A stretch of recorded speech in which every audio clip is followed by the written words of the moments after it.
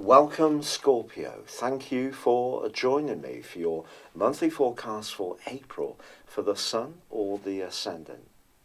If you've yet to subscribe to my channel, I'd be really grateful if you did now. This is a very powerful month. There's just so much going on, but I'll try to detail it in as straightforward way as possible. The big news as this month begins is that Mars, your traditional ruler, punches into a very passionate part of your scope, your 8th house, which has a kind of scorpionic energy, and it's going to be there through to the middle of May. If you are wanting to up the intimacy in an existing love relationship, this will certainly help. If you're wanting to improve your lot financially, it can certainly give you determination. But also this month, Jupiter, the planet of growth, and the planet of optimism from the 10th goes into a retrograde in your sector of everyday finances. And this is going to last for 4 months through to the 11th of August. So as much as Mars may give you the desire to improve your lot, you can't take it for granted. And Jupiter sometimes can trick us into thinking that everything will fall into place without too much effort on our part. Now, because you're a more cautious zodiac sign, the more cautionary side of your nature is going to be emphasized, ironically, by your modern ruler, of Pluto, which is going to be very close from the 5th of the month with Saturn, the planet of structure, but of course also restriction. And the two are going to be only 3 degrees apart right through to the end of April. Now, this is the part of your situation to do with your thinking, your ideas, also your nervous system, and also your relationships with neighbours and also siblings. Now, it's possible there can be a real evolution in your situation around these areas. So ideas that you learned as a child, which we all gain from our parents, or early influences, may be challenged in some way. But also it can be an opportunity to update yours to ensure that they're fit for purpose in the world that we occupy now.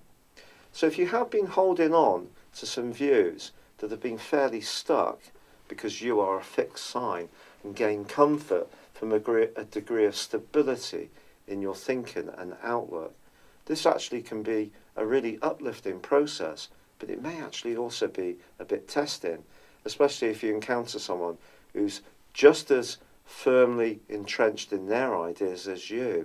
So there could be some rather intense conversations this month on the back of these two being side by side.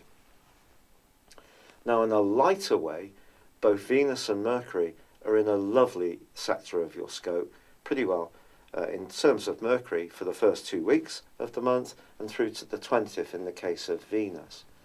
This gives you the opportunity to be more playful, but the Sun is in a part of your horoscope from the start of the month, which is more about obligations, practicalities, work, discipline, especially around eating the right foods, and perhaps finding the time to study a little bit more about nutrients and being more conscious of your fitness routines. Now, Jupiter, which has been in your 2nd solar house all of this year, may have seen you tempted to enjoy the good things in life just a little too much. So the retrograde actually can be a very positive thing. But the key is in week 2 that Jupiter and Mercury go into a right angle. And over those period of days, it's probably going to be very difficult for you to refuse any calorific goodie. And remember, I have lots of Scorpio in my chart as well. It pretty well makes up most of my ascendant, although it begins in Libra.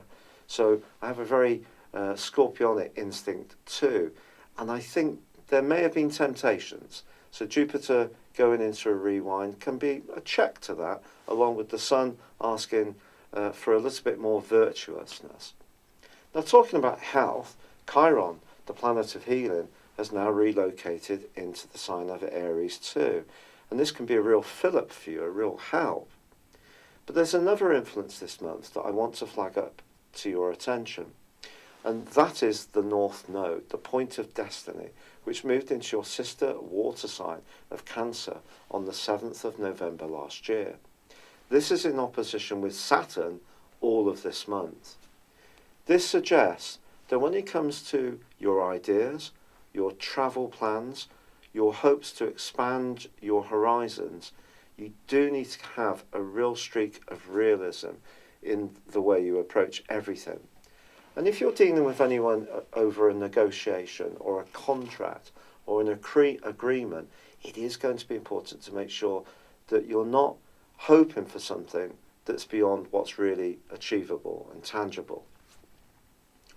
Now, there is also a full moon which occurs on the 19th in the sign of Libra, which for you is tucked away in your 12th solar house.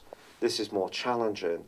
Over the following 2 weeks, you could find yourself feeling a little uncertain, especially at work, and could face some opposition, but not necessarily from people who are going to be upfront about it. So just keep an eye out for people who do tend to be less sincere and perhaps even a bit gossipy. However, on the 20th, there's a great change. The Sun moves into your opposite sign and engages with Uranus, a planet which is exalted in your zodiac sign, which moved into the sign of Taurus through to 2024 on the 6th of March last month in March. Now, if you remember last year, from the middle of May to the end of the first week of November, Uranus did have a brief stay in the sign of Taurus. So that gave you a bit of a taste of what its energies will bring. But it did clash for most of that time with Mars, your traditional ruler, which was in a very tender part of your situation. So I think relationships may have been a little bit upsetting last year at times. Now, because Mars has moved into Gemini, this aspect is not going to be repeated. But the Sun does greet Uranus and embrace it. So when it comes to relationships, this can be a new dawn for you, a new way of looking at things, which requires potentially an update to your thinking, of being more flexible, and also being more conscious of your need for space, but also the needs of the person you're attracted to as well. Now, in the last week of this month, Mars does forge a right angle with Neptune. If you are attracted to someone, especially at a sexual level, and they have a rather mysterious aura, proceed with absolute caution, because when Mars and Neptune are in a difficult angle like a square, the potential for deception is very high, even self-deception. As the month comes to a close, also Saturn slams on the brakes and goes into a 5.5-month retrograde. And this does suggest that your thinking, the way that you're approaching your ideas, is going to continue to go through a period of real evolution. It's also possible that some Scorpios may be thinking about a new vehicle. And this can go anything from a bike to a skateboard to a new vehicle, as you would say in the States. Sorry, I couldn't resist that. That's very naughty of me.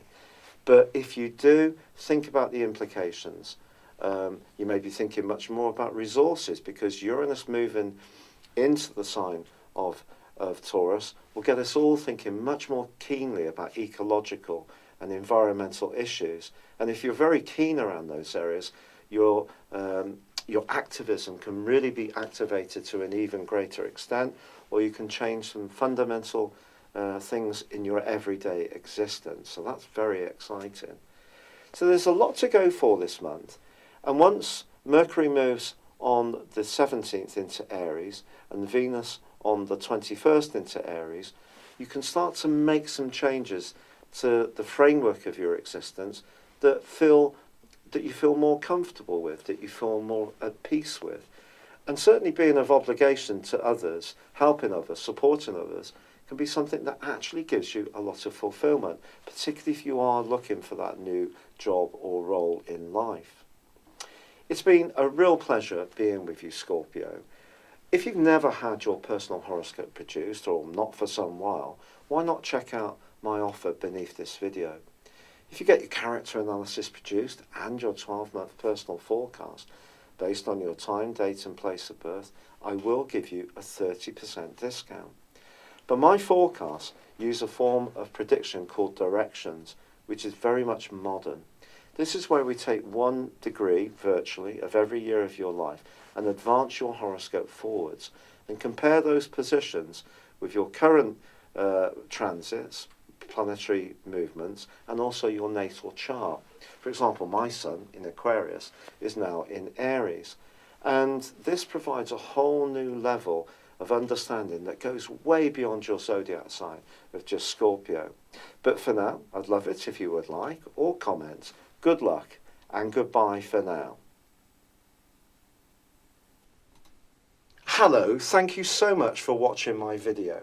I'd love you to join me at my Horoscope Ace app. You can find this at www.horoscope-ace.com. You can use it through Android, iOS, Apple or Facebook. Check out your ascendant or your moon sign or download your free birth chart. There's all your favourite videos, plus there are daily, weekly, monthly and yearly horoscopes for general, love, Chinese and Indian astrology. If your passion is tarot, there's my brilliant 3-card money or love tarot readings too. And it's all there at www.horoscope-ace.com. Thank you.